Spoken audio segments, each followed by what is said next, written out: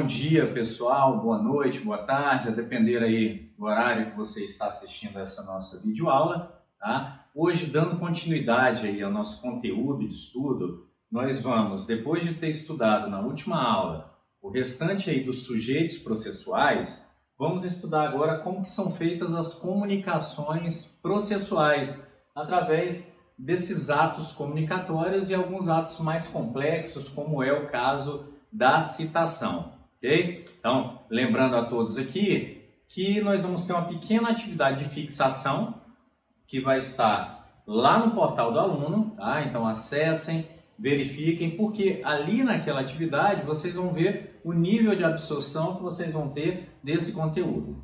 Segundo recado que eu dou aqui para vocês é que acompanhem a nossa videoaula com a apostila, fazendo anotações, junto ao código também de processo penal de vocês, fazendo anotações sobre o que a gente vem comentando aqui. E mandem dúvidas aí no nosso chat, que nós vamos estar no horário de aula entre as 7 horas e as 10 horas de hoje, ok? De hoje, olha só, estou falando aqui do dia 25 de março, ok? Então, vou estar esperando vocês lá para tirar dúvidas sobre esse material. Então vamos estudar aí o estudo da citação. O que é a citação? Então, a primeira coisa que nós temos, que nós nos deparamos é a ideia. O que é a citação?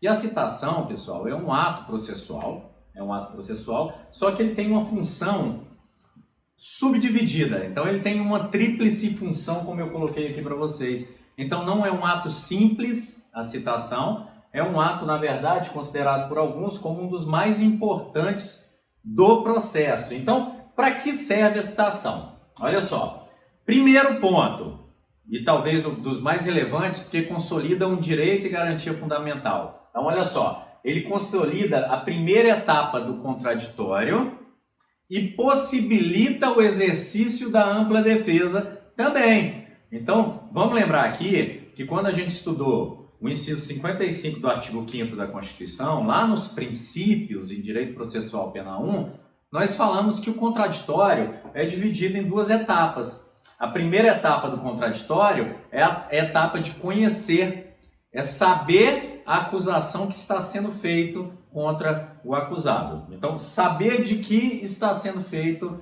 de que está sendo acusado. Então, é a primeira etapa do contraditório. E a segunda etapa do contraditório é a de poder rebater as acusações que são feitas. A citação, ela permite que se tenha conhecimento da acusação formal que o Estado está fazendo em face do acusado, ok? Então, permite que se saiba sobre a acusação e que se inicie a defesa técnica com a constituição de um advogado para se consolidar a ampla defesa dentro do processo. Então, dá conhecimento da acusação ao acusado. Então, olha lá, o primeiro aspecto da citação é dar o conhecimento e aí iniciar o contraditório. Quer dizer, alguns doutrinadores, eles afirmam que o processo é um procedimento executado em contraditório. Então, olha só, o processo vai se iniciar e vai se aperfeiçoar, melhor dizendo, quando é dado o contraditório em sua primeira etapa através da citação. Segundo ponto, é uma imposição ao acusado. É uma imposição estatal para que o acusado integre a relação jurídico-processual. E olha, não é opção. Ainda que alguns doutrinadores, como Pacelli, por exemplo, falem que pode ser uma estratégia de defesa não querer comparecer ao processo, e nisso eu concordo em absoluto, não há possibilidade de não integrar a relação jurídico-processual. Quando o acusado é citado, ele se torna obrigado a compor essa relação jurídico-processual, ainda que ele não queira estar fisicamente presente nos autos.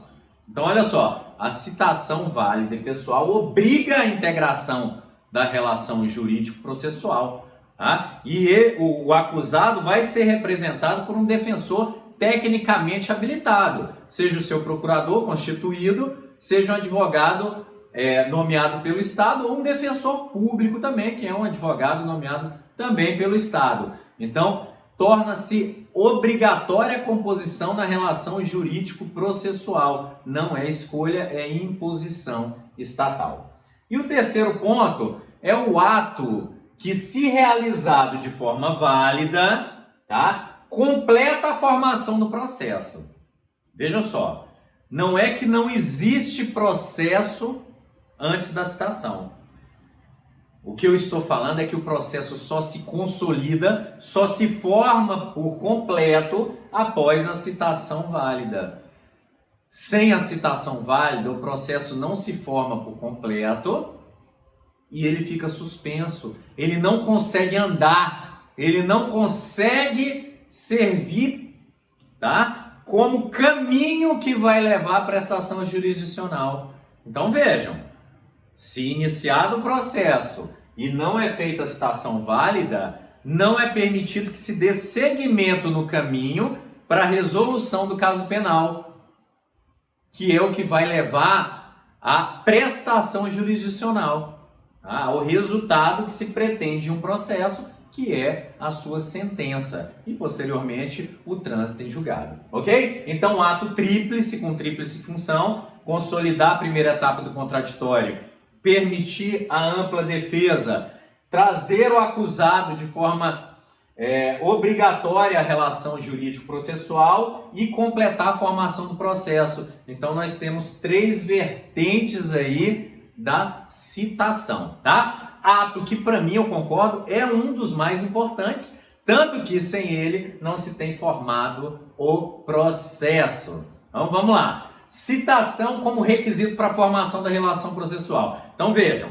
é tão importante que é essencial, sem o qual não forma a relação processual. E olha só, se feito de maneira errada ou não seguindo as fórmulas processuais, enseja em nulidade e todos os atos vão ter que ser desfeitos até a citação. Ok? Então vamos lá. Olha só. Então, como que acontece a sistemática no processo? Nós vamos ver lá isso em processo 3. Primeiro, o juiz recebe a acusação, seja ela pública, por meio da denúncia, seja ela privada, por meio da queixa-crime. Recebendo a acusação, o juiz vai verificar se é caso de rejeição ou não. Então, olha só, por enquanto nós temos uma etapa postulatória, um peticionamento judicial, em que quem peticiona pela acusação, peticiona pedindo a condenação. Então, a petição inicial acusatória, nas ações penais condenatórias, ela busca a condenação. Mas, por enquanto, veja só, tem-se uma petição. O juiz verifica se recebe ou se rejeita. Por exemplo, lá no 395 do Código de Processo Penal, que fala das causas de rejeição. Tá? Então, o juiz verifica se vai receber ou se vai rejeitar. Nós temos uma etapa postulatória. O que se está pedindo aqui é a condenação e que se estabeleça uma relação jurídico-processual, que se forme um processo acusatório. E para formar o processo acusatório, o juiz recebendo a acusação, ele precisa o quê? Estabelecer o contraditório, porque não há processo sem contraditório, nos termos do inciso 55 do artigo 5º da Constituição. Tá? Então, olha só, recebida a acusação, busca-se formar a relação processual. A formação da relação processual, por sua vez, ela busca o quê? Estabelecer o contraditório, tá? Trazendo o quê? O acusado para a relação processual. Lembram? Eu falei que um dos elementos da citação, dos objetivos da citação, é trazer o acusado para a relação processual. Sem acusado dentro da relação processual, há uma simples, tá, postulação, não há uma formação, um aperfeiçoamento da relação processual. Então, se a citação for válida, forma-se a relação processual. Por quê? Porque aí nós vamos ter presentes aquela formação triangularizada, né? O chamado acto trino personarum. O 363 vai falar isso no processo. Então, vamos lá. Na falha em citar o acusado validamente, o que acontece? O processo é suspenso antes de sua formação completa, impedindo seu andamento. Então acaba ali. Há uma postulação, o juiz verifica que não é caso de rejeição, tenta formar a triangularização processual, quer dizer, estabelecer o contraditório. Não conseguindo, deve-se suspender o processo até que se consiga estabelecer o contraditório. Sem contraditório, repito, não há processo. E o contraditório só é formado com a citação válida. Então, olha só, quando se consegue citar o acusado, aí sim está formada a relação jurídico-processual. Okay? Então, olha só, após citado, inserido na relação processual, é formada aí a relação dentro de um sistema acusatório. Uma bilateralidade, acusação e defesa, o contraditório que é essencial, repito, que é essencial ao processo. E aí vai se iniciar a marcha processual. Então veja a importância aí que nós temos da nossa citação.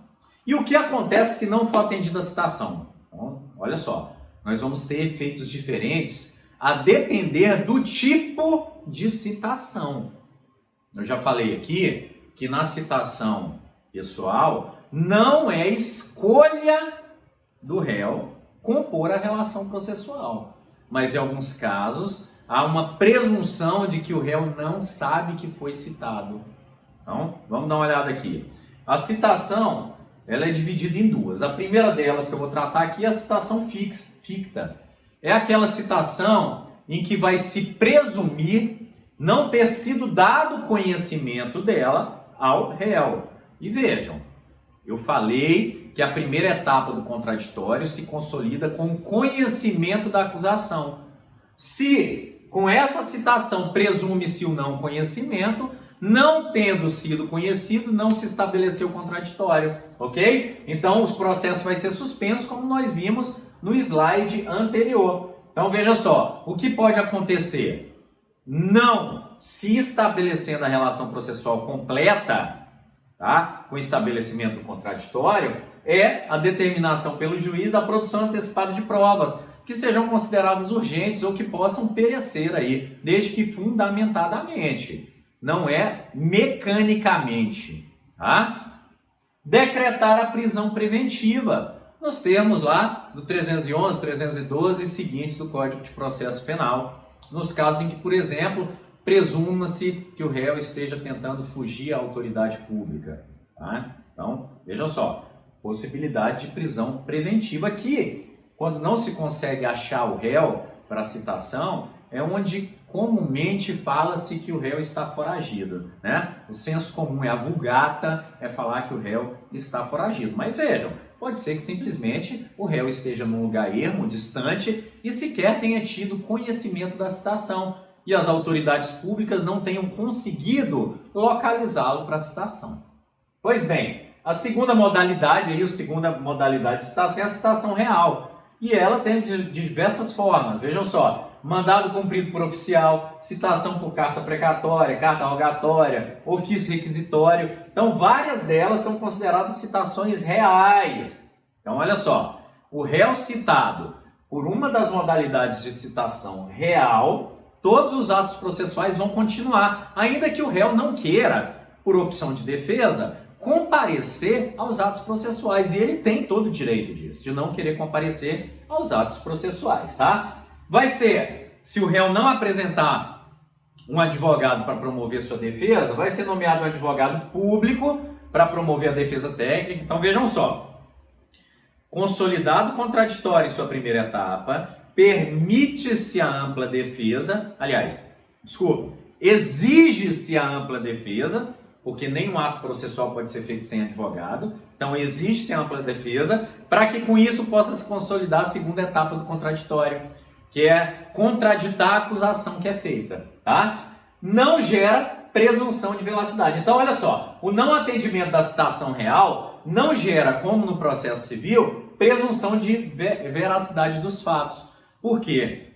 Existe a presunção de não culpa como direito fundamental no Brasil. E ainda que não houvesse, existe a Convenção Interamericana com a presunção de inocência. Então, vejam, todos são presumidos inocentes. Aqui no Brasil se diz que a presunção de inocência mantém-se até o trânsito em julgado. Então vejam só, para inverter essa presunção, porque é uma presunção iuris tantum, que admite prova em contrário, por óbvio, né? Para se inverter essa presunção, é ônus da acusação comprovar que os fatos imputados são verdadeiros. Então, nenhum ato se presume verdadeiro, ainda que o réu não queira comparecer ao processo. Então, ele vai ter um advogado habilitado tecnicamente para promover a sua defesa e ainda vai permanecer como ônus da acusação provar todos os fatos que foram imputados em face dele, por conta da barreira que deve se superar, que é essa barreira chamada presunção de não culpa. Então, o ônus continua todo da acusação, ainda que o réu, estando citado regularmente por citação real, não queira comparecer aos atos do processo penal. Então, aqui não há aquela presunção do processo civil. Então, aqui a revelia poderia ser até abolida, porque não há propriamente uma revelia no Código de Processo Penal. Tá? Vamos ver agora as citações em espécie. Quais são as citações em espécie que nós temos? Olha só. A primeira delas é a citação por mandado. É aquela cumprida pelo oficial de justiça. O oficial cumpre um ato judicial, que é aquele ato tríplice, de dar conhecimento, permitir ampla defesa, né? Dar conhecimento e permitir ampla defesa, então contraditório e ampla defesa, impor ao réu a participação no processo e consolidar a formação da relação jurídico-processual, tá? Então a citação por mandado, ela é feita por oficial de justiça, sendo a regra geral no processo penal, sempre sendo feita quando o acusado está no território de jurisdição do juízo da causa. Então vejam, vamos supor que o acusado cometeu um crime aqui em Palmas, Tocantins, e o juiz da primeira, segunda, terceira ou quarta vara, dependendo do tipo de crime, tenha mandado o citar. Então, se ele estiver no município de Palmas aqui, inclusive nos seus distritos aqui, a citação vai ser feita por mandado. Então, o juiz determinará que o oficial de justiça vá até o local onde se sabe que ele reside, ou que se presume que o réu reside, para entregar-lhe o mandado de citação, tá? Com aquela tríplice função que nós já falamos. Olha só, nós temos no mandado requisitos intrínsecos, que são aqueles que constam no documento, e os extrínsecos, que são aqueles que têm que ser cumpridos na entrega do documento. Os intrínsecos estão lá no 352 do CPP. E quais são? Olha só, identificação das partes processuais, juiz, acusador e réu. Quando o acusador é o Ministério Público, não precisa ter o nome do promotor, né? Vai estar lá o Ministério Público, tá? O Estado, enfim. Quando for uma queixa-crime, vai ter o nome do acusador, né? De quem está acusando. E do réu, que é a pessoa que vai ser citada. O endereço para citação ou local aonde possa se localizar aí o réu, o fim para qual é feita a citação. E aí, gente, vou fazer um parêntese aqui. A sistemática da citação é antiga, tá? Ela não acompanhou a reforma feita na 11.719, né? Que no ano de 2008 alterou aí todos os procedimentos. Então, vejam só, antes da 11.719, o que acontecia? A citação era feita para marcar a data da audiência em que ia ser feito o interrogatório do réu. O interrogatório era o primeiro ato. Olha só. Claro, hoje isso para a gente é absolutamente incabível. Por quê? Porque, pelo princípio do contraditório, mais uma vez, o réu tem que saber tudo que está se imputando em face dele, na instrução, para como último ato ele ser ouvido. Então vejam, antes de 2008, o primeiro ato era ouvir o réu. E a citação, ela marcava o dia e hora que ele deveria comparecer para ser ouvido, como primeiro ato. Tá? Então vejam, o primeiro ato era ser o réu ouvido. Hoje não é. Então a citação, ela só tem um fim. O fim é sempre único. O fim, hoje, é sempre a resposta à acusação. E a resposta à acusação é um documento jurídico que é feito pelo defensor técnico e não como um interrogatório, que é um ato de autodefesa. Então, o primeiro ato aqui vai ser formar a bilateralidade do contraditório. Então vejam só, houve uma acusação, uma peça que imputa um fato a alguém, o juiz citou o réu, dando conhecimento dessa imputação, o réu nomeou um advogado ou teve um advogado nomeado e olha só, esse vai dar a versão que vai contraditar a versão da acusação. Viram a bilateralidade? Nós vamos ter a versão do acusador e a versão do defensor. Então sempre o ato que está sendo, para o qual está sendo feita a citação é a apresentação da resposta à acusação. Então se a gente vê lá nos procedimentos comuns, o 395 fala, se não for causa de rejeição, o juiz citará o acusado lá no 396.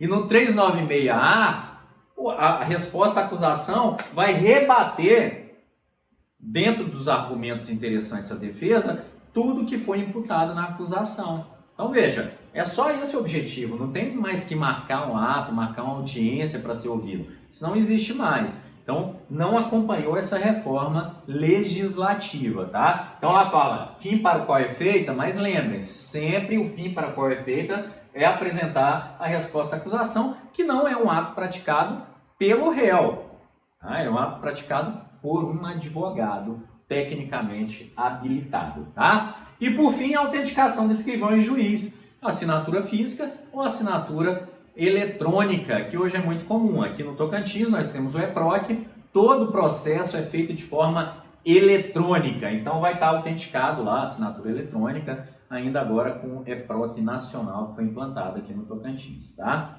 Citação por mandado, então tem também os requisitos extrínsecos, nós vimos os intrínsecos, que tem no documento, e agora vamos ver os extrínsecos, que é o que deve ser cumprido pelo oficial de justiça ao fazer a citação ao acusado. Então vamos ver lá, olha só. Leitura dos termos da citação pelo oficial, apontando precisamente a finalidade. Então, olha, você está sendo citado para nomear advogado para que apresente a resposta à acusação. Objeto da imputação, olha, não precisa o oficial ler toda a denúncia, mas ele tem que falar o quê? Qual que é o objeto da imputação? Qual que é o fato penalmente relevante que está sendo imputado ao réu? Então, olha, você está sendo acusado de ter cometido furto no dia tal, em face de fulano de tal. Então, o fato penalmente relevante.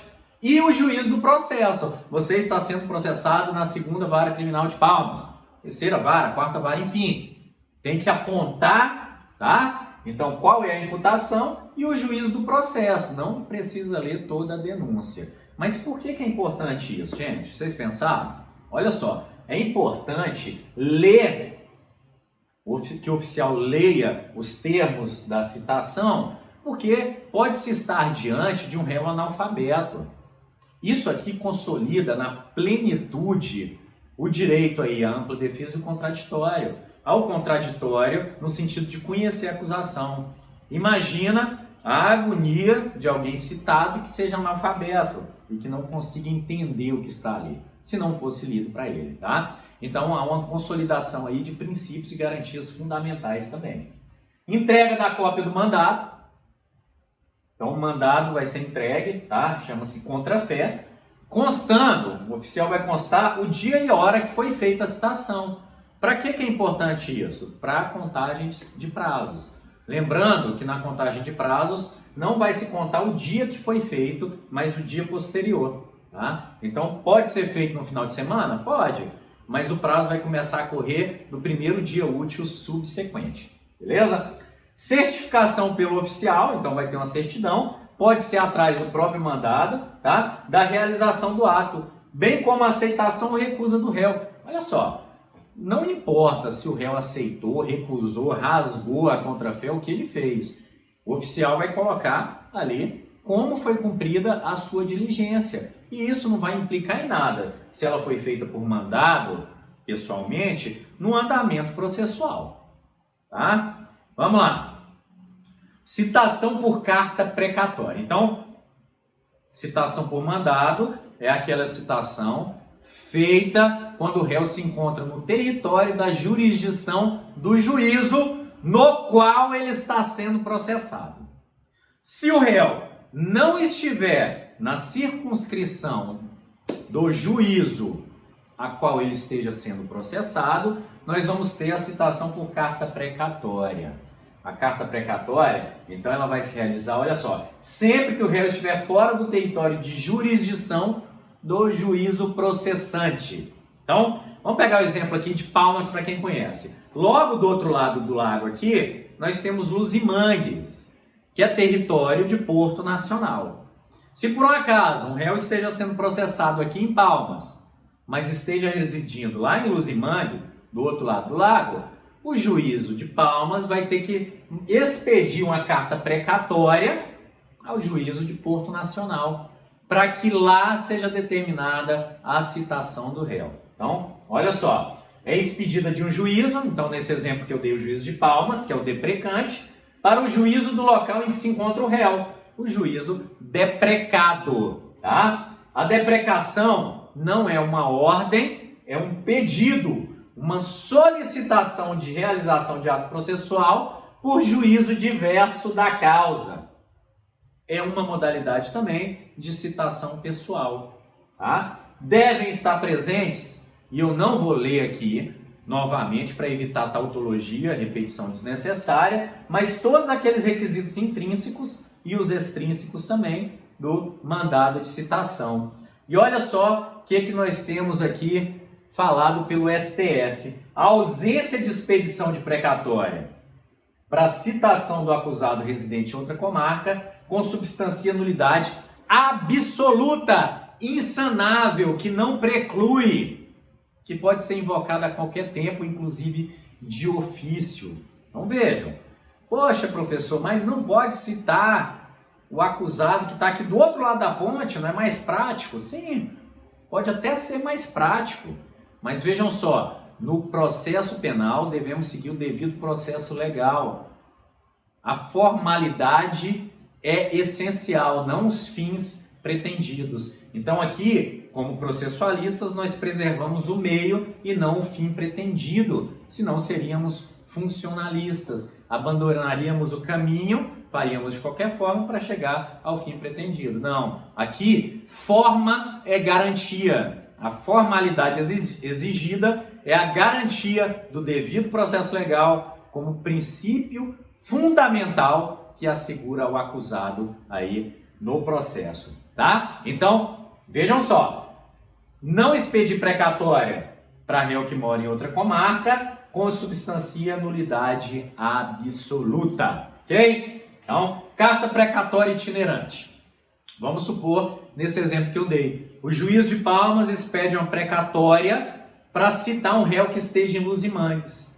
Quando o oficial chega, o vizinho informa, olha, esse réu mudou-se para Paraíso, que é uma cidade contígua, né, a Luzimangues. Para quem é de fora e está assistindo o vídeo, nós temos Palmas, Luzimangues fica do outro lado da ponte e Paraíso 50 quilômetros. Então, são cidades contíguas. Então, ao invés do juiz de Porto Nacional mandar a carta precatória de volta, ele pode simplesmente mandar essa carta precatória para Paraíso. Então, essa caminhada que a carta precatória fez para a economicidade chama-se carta precatória itinerante, tá? Então, olha só, caso o réu não seja encontrado no território de jurisdição do juízo deprecado, sabendo-se de sua localização, deve-se encaminhar diretamente a precatória àquele juízo para a economia de atos, tá? Então já segue direto para evitar que volte e seja encaminhada mais uma vez. Isso não traria economicidade ao processo. E olha só, mantém o que é essencial, que essa citação fora da comarca seja feita por carta precatória. Não violou em nada o devido processo legal. Pois bem, olha só, nós temos também a carta rogatória e carta de ordem. A carta de ordem é como se fosse uma carta precatória. Só que ao invés de ser feita por juízes da mesma de primeira instância, igualmente de primeira instância, ela é feita como uma delegação de um ato processual, delegação, então já não é mais um pedido, é como se ordem fosse, uma delegação de ato processual, tá? Por tribunal, então seja o Tribunal do Estado, seja o STJ, seja o STF, a juízes de primeira instância. Então vejam, se o STJ quiser citar um réu em Palmas, ele vai expedir uma carta de ordem. Olha só, segundo o regimento interno do STJ, ele vai expedir uma carta de ordem ao Tribunal de Justiça do Tocantins, que por sua vez vai expedir uma carta de ordem ao juiz de primeira instância de Palmas, para que esse cumpra a citação. Então, carta de ordem é de cima para baixo, é feita dos tribunais para os juízos de primeiro grau. Carta rogatória é uma carta já expedida para fora do país ou em legações estrangeiras, são as embaixadas e os consulados, tá? Então, olha só, é um pedido, uma rogação, tá? A um estado estrangeiro. Trata-se de um pedido de cooperação internacional feito pelo judiciário e tem que ter alguns trâmites. Quando é feito do Brasil para fora, cabe o encaminhamento ao ministro da Justiça, e o ministro da Justiça vai fazer o encaminhamento ao país rogado. E aí, seguindo as leis processuais do país rogado, vai ser dado cumprimento na forma e na legislação do país rogado. Nosso direito processual penal, nós já vimos isso lá em processo penal 1, ele se aplica só ao território nacional. Então o ato vai ser praticado na forma de acordo com a legislação do país rogado e vai ser devolvido, tá? Quando emitida do país estrangeiro para o Brasil, cabe ao presidente do STJ a concessão do ato de execução. Beleza? Então, olha só, Emenda Constitucional 45 de 2004, delegou essa função ao Superior Tribunal de Justiça, que vai dar a execução da ordem. Beleza? Exige-se, olha só, é um ato custoso. Estão vendo? Ministro da Justiça, país rogado, enfim. Então tem todo um procedimento aí burocrático entre nações. Então tem que ser imprescindível. E olha só, quando é citação, entende-se pela imprescindibilidade, pois caso contrário o processo não caminha, tá? Só é feita quando é conhecido o endereço do acusado. E olha só, vou fazer uma ressalva aqui. Quando é expedida a carta rogatória, o processo vai ficar suspenso até que ela seja cumprida. Só então vai ser dada continuidade. Então, só é feita a carta rogatória, que é um procedimento custoso, quando imprescindível o processo e quando conhecido o endereço do acusado. Mas, professor, aí quando não se conhece o endereço do acusado, mas sabe-se que ele está no estrangeiro em algum lugar? Olha só, a pergunta já responde ela mesma. Se não se sabe onde ele está exatamente, está em lugar incerto e não sabido. Se está em lugar incerto e não sabido, nós vamos ver aqui uma modalidade que serve exatamente para isso, que é a citação por edital, tá? Que é aquela citação que nós vimos lá atrás, que é a citação ficta, e que vai suspender o processo. Então, olha só, rememorando, só se faz a rogatória quando conhecido o endereço do acusado e quando imprescindível o ato, que é, como a citação, imprescindível ao processo.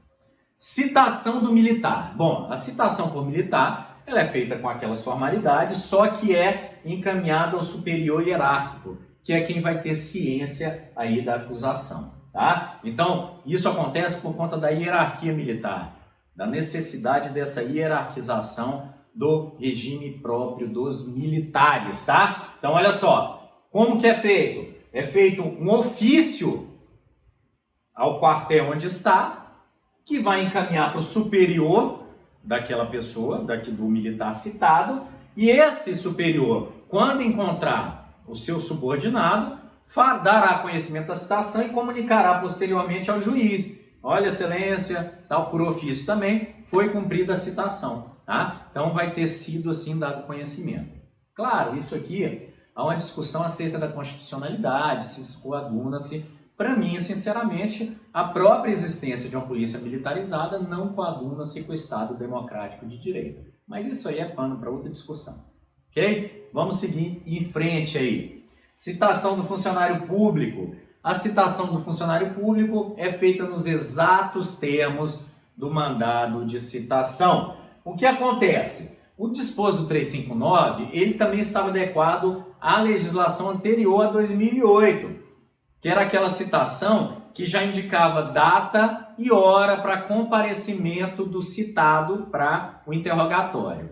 Nesse caso, era dado conhecimento da data e hora que o acusado teria que ir a juízo. Para quê? Para que o superior hierárquico do funcionário público não ficasse com aquele local vago, pudesse dar continuidade ao serviço público. Hoje, como nós já vimos, a citação não determina uma hora para comparecimento. Sim, que tem que ser feita a resposta à acusação por advogado constituído. Então, perdeu sentido a disposição que nós temos no 359. Se cair eventualmente em prova, é só falar que deve ser comunicado ao superior, no funcionário público, só que ele deverá comparecer em juízo dia e hora tal. Ok? Citação do réu preso. Olha só, citação por réu preso é obrigatoriamente feita por mandado. Vejam só, obrigatoriamente citado pessoalmente. E aí, a súmula 351 do STF vai delinear as causas. É obrigatória a citação pessoal quando o réu é preso no estado da federação do juiz processante. A contrário senso, se ele estiver em outro lugar no qual o juízo processante não tenha conhecimento, ele vai fazer a citação por edital. Mas vejam só, hoje nós temos sistemas, tá? Dentro do sistema penitenciário, informações geoprocessadas. Então, nós temos informações e um sistema, um banco de dados, em que já é possível que todos os juízos e forças policiais tenham conhecimento de todos os presos do sistema. Então, olha só, se o juiz tiver acesso a esse sistema e não intimar por mandado o preso, haverá nulidade na citação. Percebam, então o preso, como está preso, ele tem direito a ser citado pessoalmente, por mandado. Se estiver fora da jurisdição, do local de jurisdição do juiz, ele vai expedir uma carta precatória para que esse réu seja citado pessoalmente, tá? Então, causa de nulidade se houver prova que o juiz tinha um conhecimento de que o réu estava preso em um lugar determinado, ainda que fora do seu estado da federação. Mas lembre aí o teor da súmula 351. Citação por edital, então. Citação por edital acontece quando todas aquelas não são possíveis. Então, basicamente, ela é feita quando esgotaram-se todos os outros meios de busca pelo réu, tá? Então, primeiro se tenta todos os outros meios, não sendo possível localizá-lo, faz-se a citação por edital. Então, olha só, esgotadas as tentativas anteriores.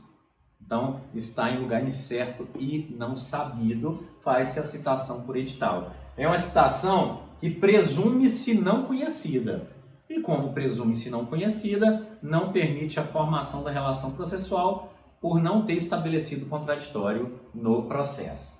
Citação, ela é feita com prazo de 15 dias. Nós tínhamos diversos prazos antes da reforma processual e agora só um prazo, o prazo aí de 15 dias, que é o prazo destinado à ciência do ato pelo citando. Então, nesse prazo aí, tá? Nesse prazo aí, vai ficar publicada na sede do juízo e na imprensa local ou no órgão de imprensa oficial, Diário Oficial da Justiça também, tá? Então, vai ficar publicado por 15 dias, é o prazo que vai ser dado para que o citando tenha conhecimento, que o réu tenha conhecimento. Não tendo conhecimento, olha só, findado o prazo, será suspenso o processo e será declarada também a suspensão dos prazos prescricionais, tá? Entende-se que o prazo fica suspenso pelo prazo prescricional e depois, por mais uma vez, a partir disso, prescreveu-se aí a pretensão do Estado, tá? Poderão ser feitas diligências essenciais aí motivadamente.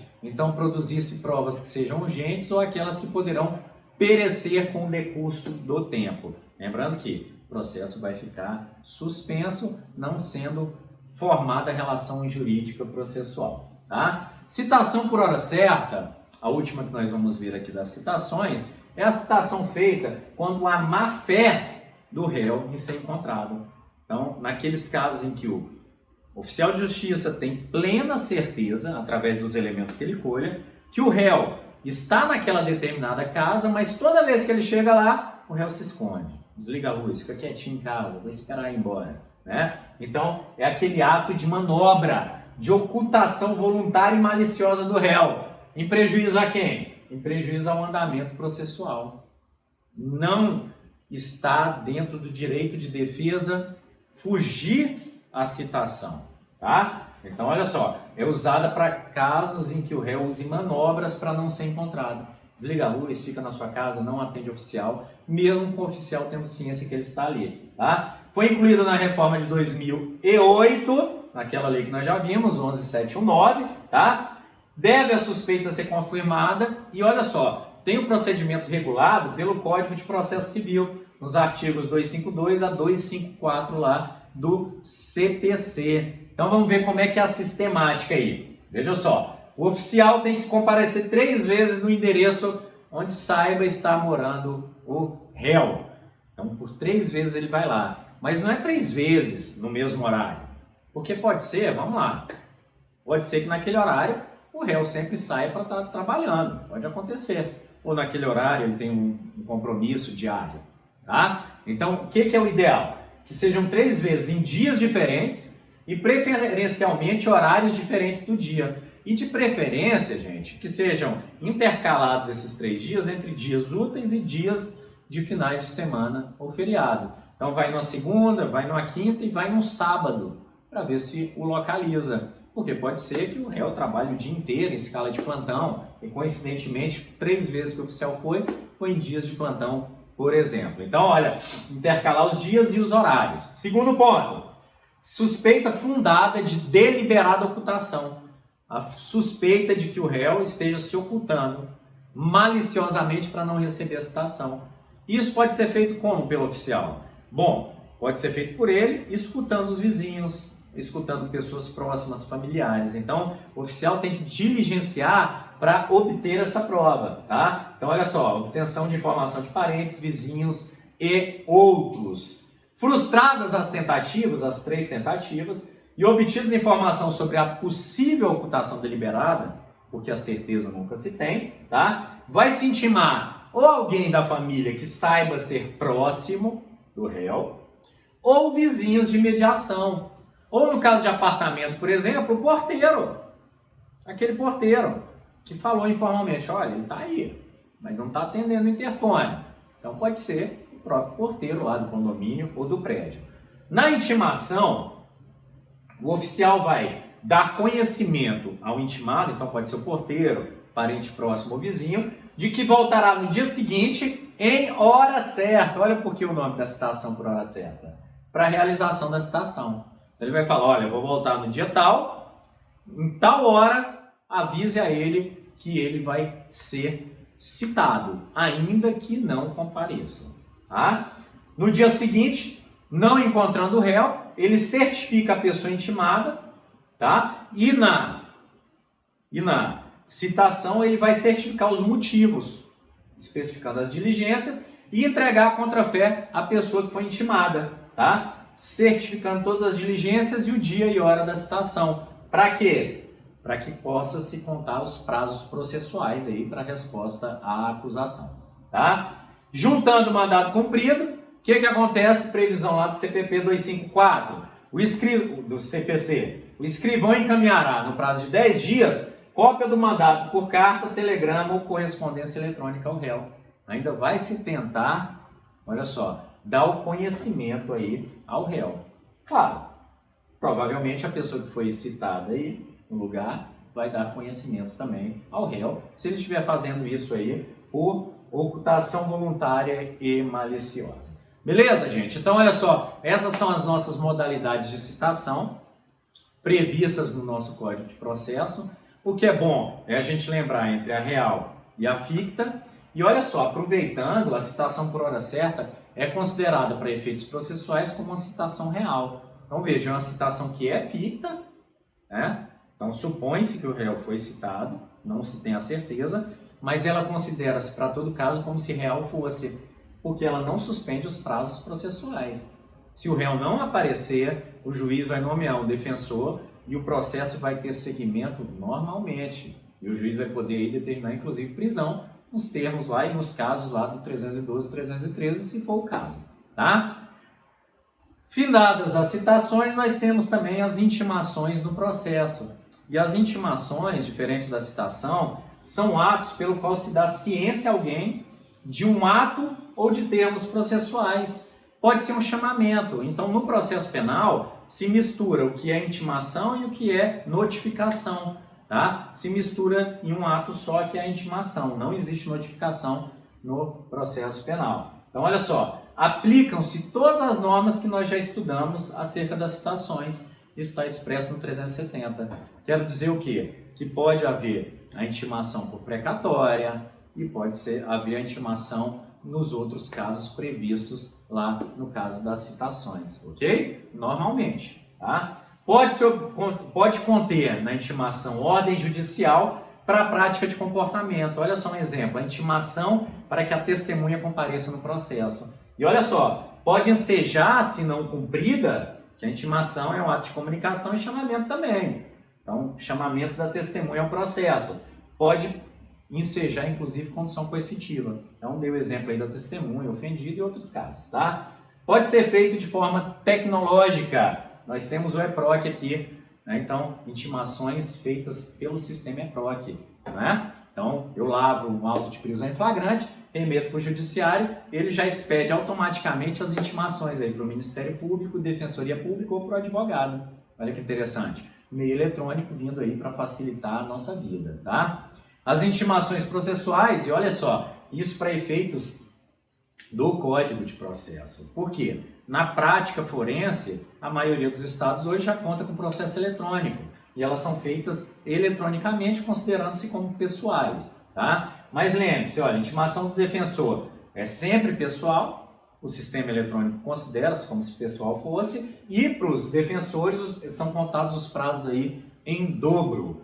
Ministério Público, intimado sempre pessoalmente, processo eletrônico, a mesma coisa. Intimação do adiamento de instrução, que muda um pouco, não precisa ser eletrônica, por quê? Olha só, no processo penal brasileiro, tá? A instrução é una. Mas caso alguma diligência seja necessária e force a interrupção da audiência una, na própria audiência podem se considerar as partes presentes como se tivessem sido intimadas do ato, ok? Então, o simples conhecimento lá na instrução pode ser considerado já o ato de intimação. Beleza, pessoal? Então, aqui a gente encerra a aula de hoje. Obrigado aí pela paciência, pela parceria. Acompanhem o material que eu deixei para vocês, tá? As questões, tá? Acompanhem o código, leiam os dispositivos aí atinentes aos nossos atos aí de citação e intimação, para que seja reforçado o conteúdo dado. Faça as atividades no prazo, tire as dúvidas comigo, que eu vou estar à disposição de vocês logo mais aí, às 7 horas até às 10 horas da noite, ok? Então, se inscrevam aí no canal, curtam aí e acompanhem a gente, que nós vamos seguir as aulas por aqui. E lembrem-se, gente, olha só, lavem bem as mãos, evitem sair, só saiam quando necessário, que logo, logo nós vamos passar dessa pandemia e vamos estar mais fortalecidos ainda com isso. Um abração a todos aí e fiquem com Deus.